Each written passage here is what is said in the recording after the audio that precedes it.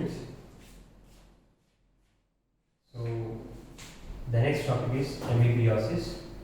So the last topic in waterborne disease, that is, it comes under with waterborne disease, Amoebiasis.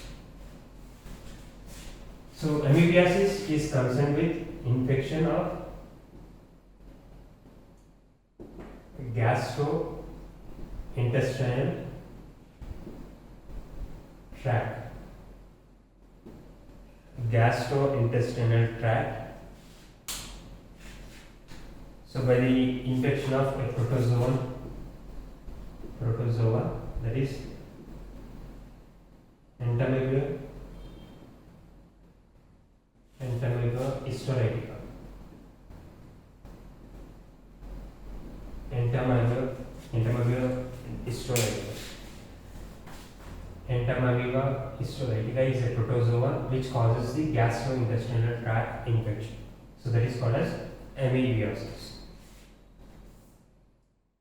So we'll see these certain risk factors.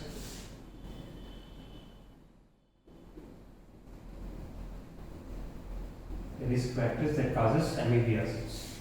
So one is, the first major reason is poor sanitation.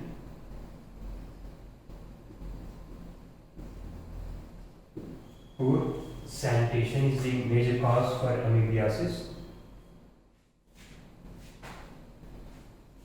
Malnutrition,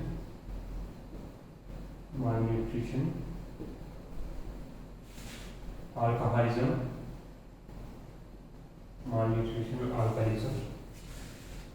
immunodeficiency disorders,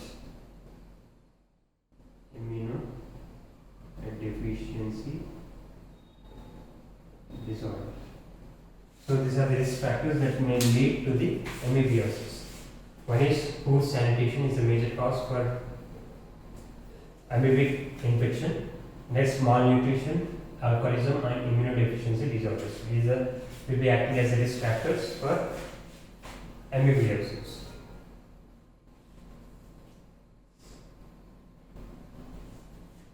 Next, mode of transmission.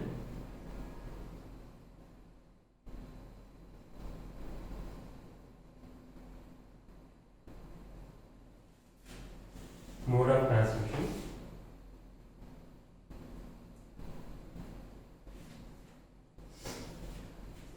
So mainly through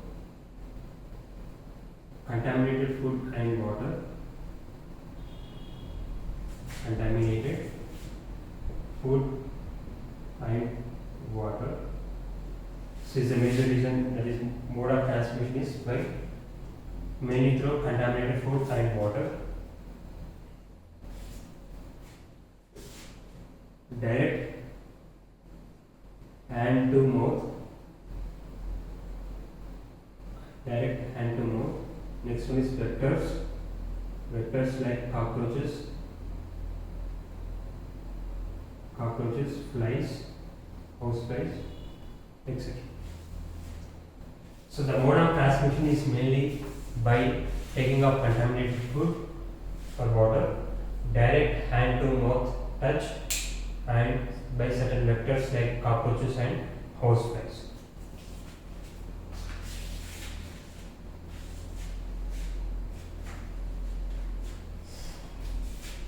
Next, coming to clinical features.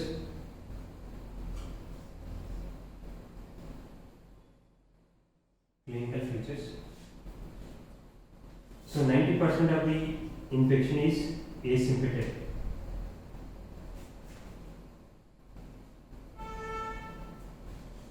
Are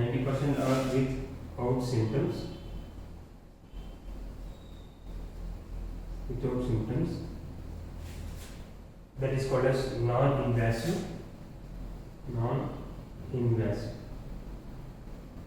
And 10% is with symptoms, that is called as invasive infection.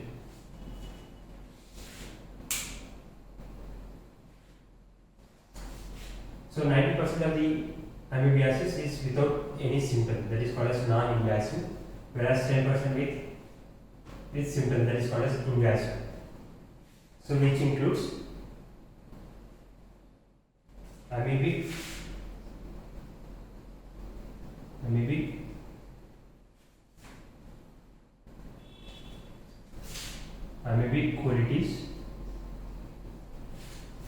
colitis,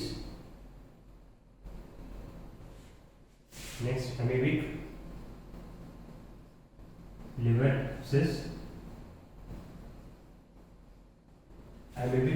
abscess, amoebic colitis,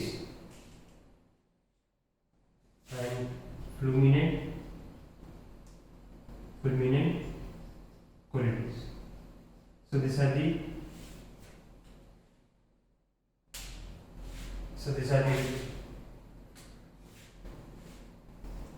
infections where we see the symptoms of amoebiasis.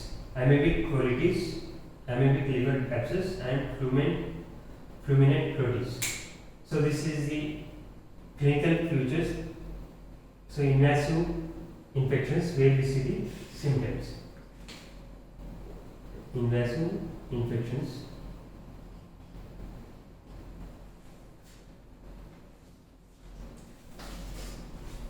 where we see the symptoms.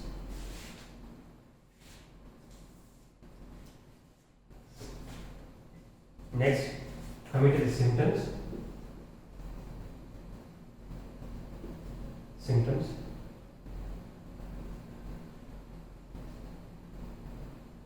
So we have different symptoms that we arise through amoebiasis. So in acute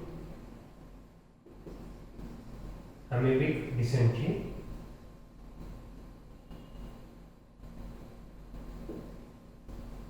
acute amoebic dysentery is the one cause of amoebiasis, and second one is chronic amoebic dysentery.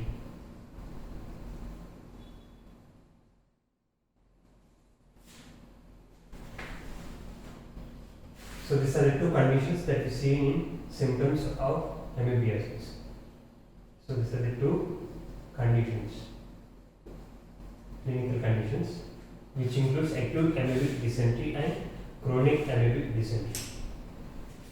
In acute amoebic dysentery, which we say diarrhea,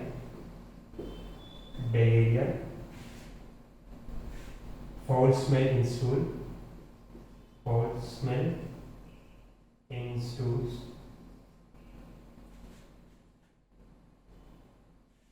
nausea, and abdominal distension. So these are the symptoms concerned with acute amoebic dysentery, which includes diarrhea, foul smell in stool, nausea, and abdominal distension. Whereas chronic, we see liver enlargement,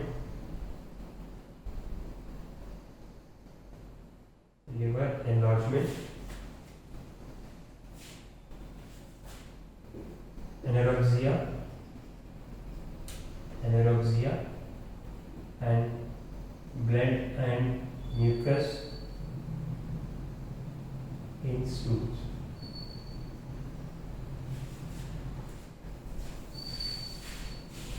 So these are the symptoms concerned with amoebiasis. So there are two clinical conditions called as acute amoebic dysentery and chronic amoebic dysentery. So diarrhea, foul smell in stool, nausea, and abdominal distension are the symptoms seen in acute amoebic dysentery. Whereas chronic amoebic dysentery, we see liver enlargement, anorexia, and blood and mucus in the stools, which comes with chronic amoebic dysentery. Next, we go for diagnosis.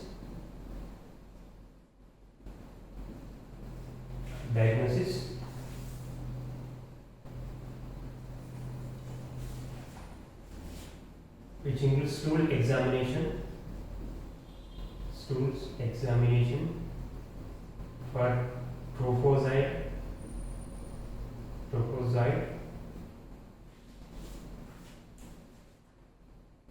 stool examination for trophozoite. So that is larval form of amoeba.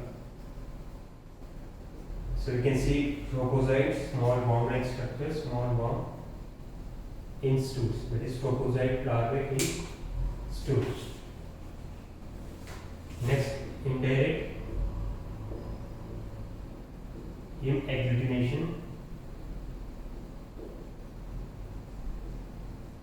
Agglutination test. Indirect agglutination test. I will go for ELISA.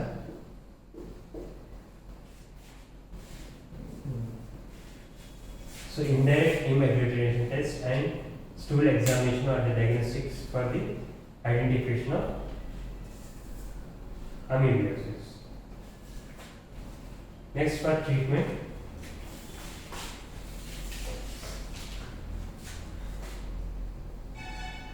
So there are two important drugs for treatment of amoebic larvae. One is metronidazole and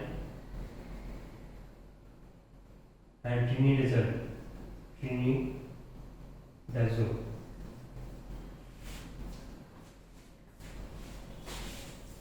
So the treatment of amoebiasis includes two important drugs. One is metronidazole and trinidazole. So these are the two important drugs that are used for treatment of amoebiasis. Next, we go for prevention. Prevention methods, which includes maintenance of proper sanitation,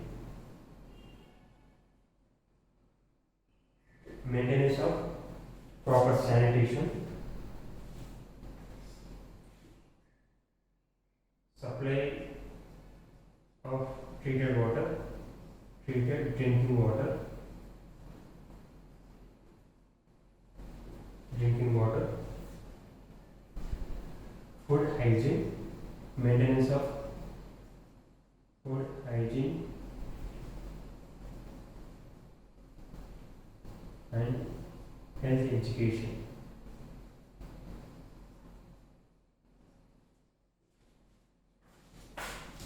So these are the prevention measures of amoebiasis. One is maintenance of proper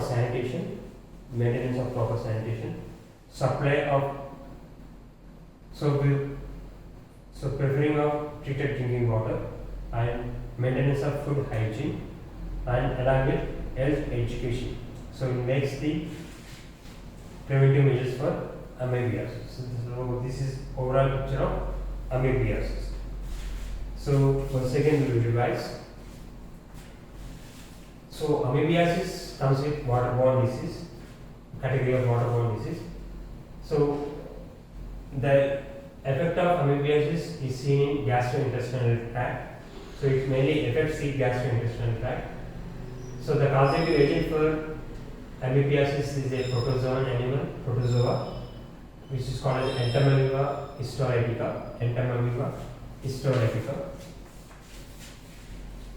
So coming to the risk factors. So what are the risk factors that causes the amoebiasis? One is poor sanitation, malnutrition, alcoholism, and immunodeficiency disorders, which comes with risk factors of amoebiasis. Next, mode of transmission.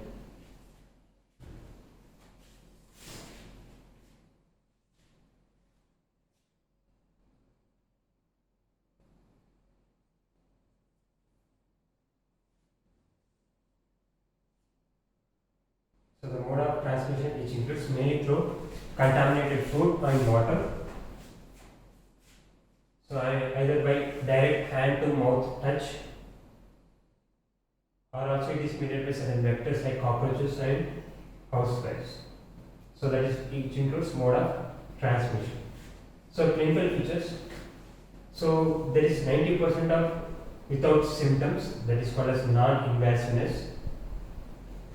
Whereas 10% will be seen with symptoms, that is invasive amoebiasis.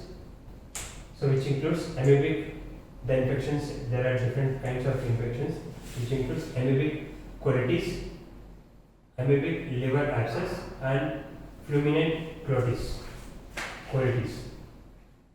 Fulminant colitis. So these are the infections that we see with symptoms.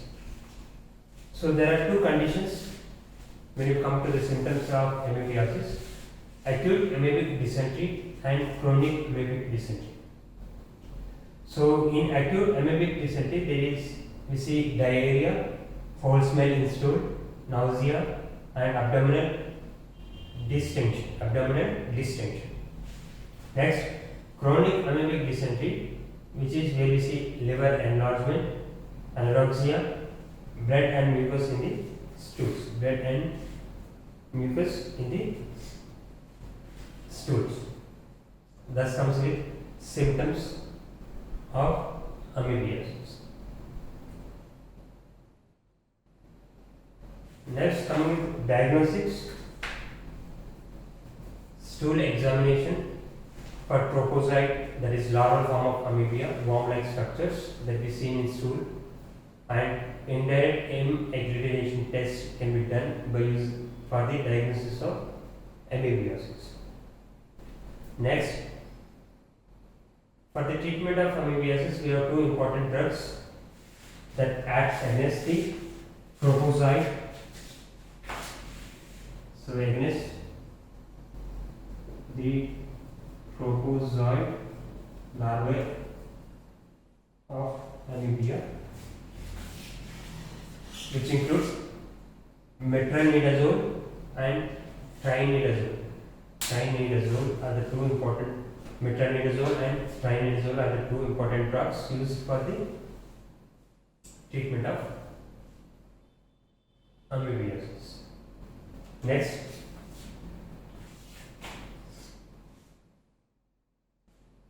prevention.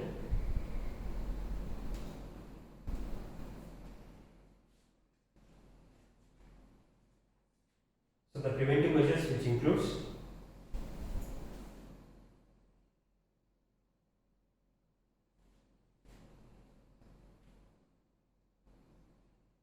maintenance of proper sanitation,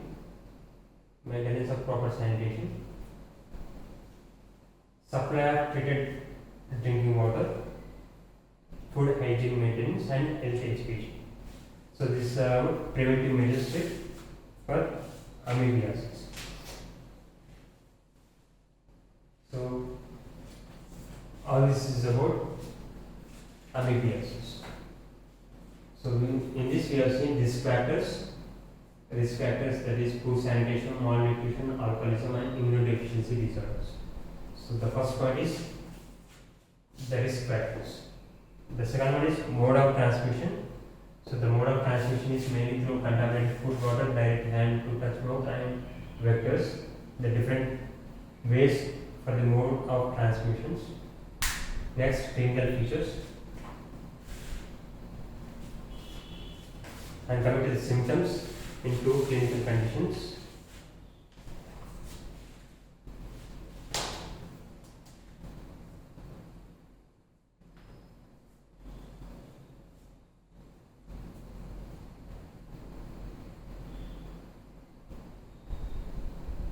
So there will be two clinical symptoms: acute amoebic dysentery and chronic amoebic dysentery. So acute is diarrhea. Acute amoebic dysentery can be diagnosed by diarrhea, foul smell in stool, and nausea, abdominal distension. This we see in acute amoebic dysentery. Whereas chronic amoebic dysentery, where we see liver enlargement, anorexia, and blood and mucus in the stools.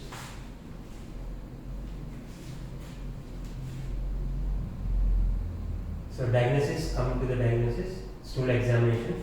So trophozoite, that is small microscopic worm-like structures, will be seen in the stools. that can be diagnosed by stool examination, indirect heme agglutination test. Indirect heme agglutination test are the two, so are the diagnostic for the amoebiasis. Next for treatment, so two important drugs that act against the propozoid larvae of amebia, which includes metronidazole, trinidazole. These are the two important drugs used for the amoebiasis. And finally, with preventive measures.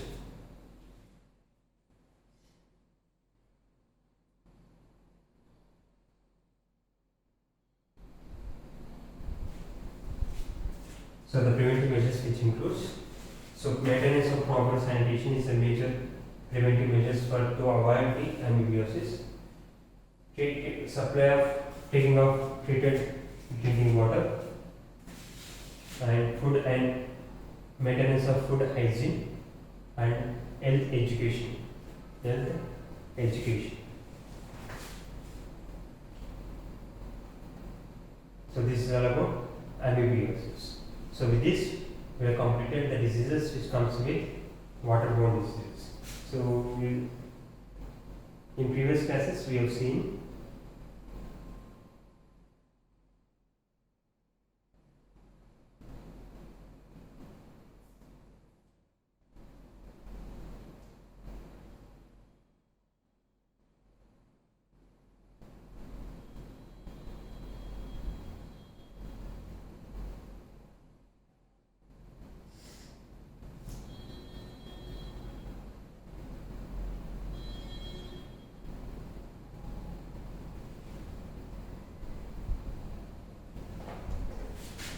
so in previous classes we have seen diarrhea, typhoid,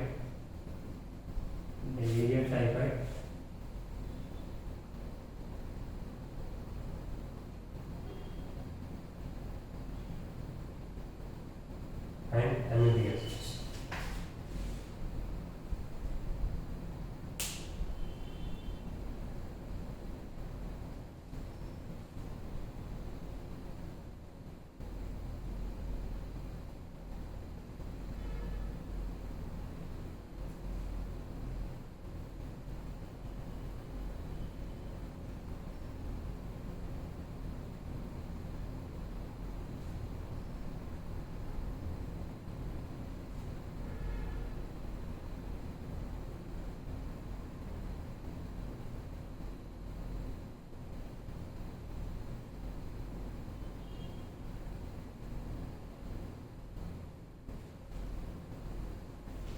So with this we have completed amoebiasis.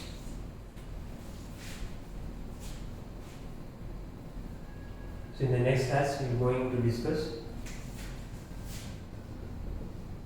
viral infections, certain viral infections. Right? Thank you.